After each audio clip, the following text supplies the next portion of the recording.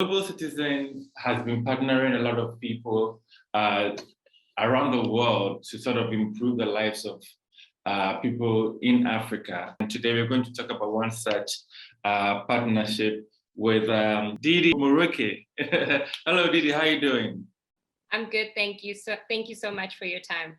Fantastic. I mean, you are Senior Manager, Head of Strategic Partnership. Can you tell us briefly, those who do not know about Global Citizen, what it stands for and what you've been doing in Africa? So I'm Didi. I head up the fellowship program at Global Citizen, the BeyGOOD fellowship program. And Global Citizen basically is a nonprofit organization that seeks to end extreme poverty by the year 2030. We do that we do that through movement building, by ensuring that we get global citizens to take action on, addressing key social issues that fall within the umbrella of ending extreme poverty. So it could be social issues around education, women and girls, our climate and environment, just to name a few. And so the program that I run is based on a commitment that was made in 2018. It launched in 2019, whereby Beyonce, together with Tyler Perry, collaborated and made a financial commitment on stage at our Mandela 100 Festival. And that commitment was that they would enroll 50 young Africans in a fully fledged fellowship program in collaboration with Global Citizen. So the purpose of the fellowship program is really to identify, young people who are trying to transition, into entering the working world, and we equip them with the tools and skills that they need in order to do so. So the program runs for a year, and we are currently in our third year of the program. So in terms of equipping these young fellows, is it industry specific or it cuts across a number of sectors? So it's not necessarily industry specific. It's about, we basically have curated a multifaceted curriculum of which they go through. But in addition to that, they also get mentorship and placed within different departments at Global Citizen. So to really understand our model and the ways that we work. So a number of the departments that they are immersed in are, our marketing department, our content department, our campaigns department, our policy department. And so they understand the way in which we work, and they get mentorship through that. So a few years of the program, what has been some of the challenges and highlights so far for you? Challenge, COVID.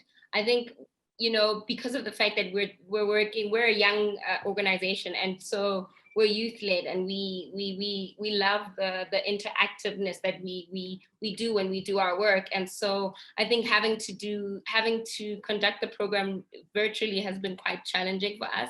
But we've been very resilient, and I must say that the young people that have been part of the fellows that have been part of the last year as well as this year have been patient with that. That has been one of the challenges. Our highlights really are, there are a number of them. We've had the privilege of working quite closely with our key stakeholders and partners within Global Citizen from a mentorship perspective, as well as them constructing and putting together masterclasses and workshops that we know are essential to these young people's development. So we've had the likes of Cisco, Google.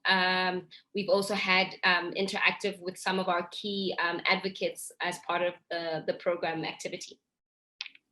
So having these young people come to you with different backgrounds, different stories, what usually is their vision? And in terms of connecting locally and then perhaps cross-continent and then even globally? So, I mean, in terms of the fellows, they are young, energetic, wanting to change the world, young type of people.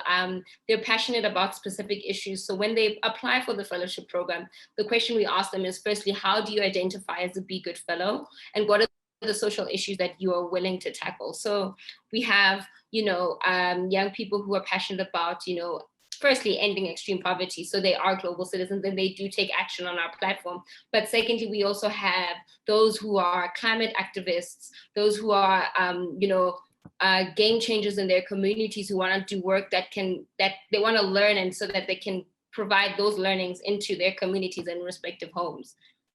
Great. And you are now extending the fellowship to Nigeria. How excited are you about that? Why that sort of addition at this moment?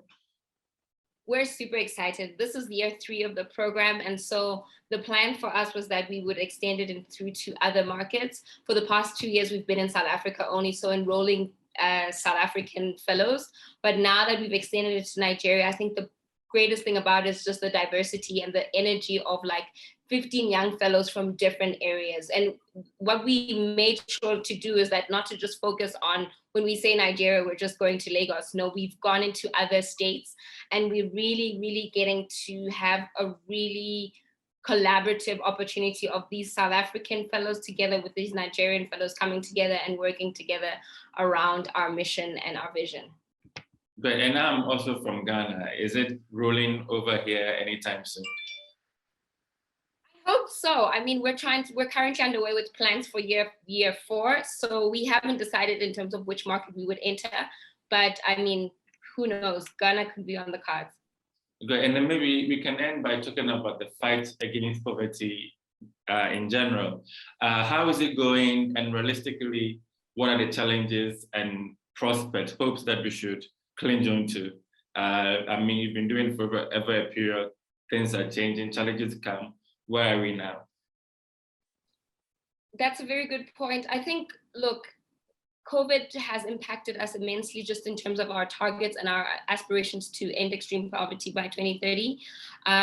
What we are finding and what's been the most challenging on the continent is around the reality of the fact that a large number of young people did not have access to school, and to education. And so what we are advocating for at the moment is to bridge that digital divide and equip those kids who didn't have the means to hop onto a device, to get access to data, to utilize their own personal home spaces to learn. And so we are really pushing to try and ensure that we bridge that gap, to ensure that everybody has access to quality education.